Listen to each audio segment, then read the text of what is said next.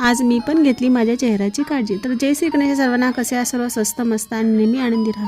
तर मी घेतलेला आहे गाजर व बीटचा हलवा करायला। गाजर व बीट खिसून त्याचं जे पाणी उरलं होतं ते मी माझ्या चेहऱ्याला लावून घेतलं।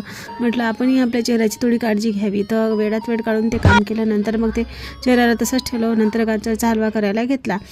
मी की नाही दूध वगैरे टाकून काही गाजरचा हलवा करत नाही, मला अशाच पद्धतीचा आवडतो करायला। कारण की दूध टाकून मी करून पाहिला पण त्याची टेस्ट काही मला आवडत नाही। तर फक्त गाजरचा हलवा जरी केला तरी त्याची टेस्ट काही एवढी विशेष लागत नाही। त्याच्यामुळे गाजर व बीट सोबत खिसून त्याचा हलवा करून घेतलेला आहे। तर मला याची टेस्ट आवडते, खायला पण छान लागतो। आता गाजरचा हलवा शिजाय तोपर्यंत त्याचा झालेला तो गाठा वरतीवर आलेले भांडे पण घासून घेतलेले आहेत मी।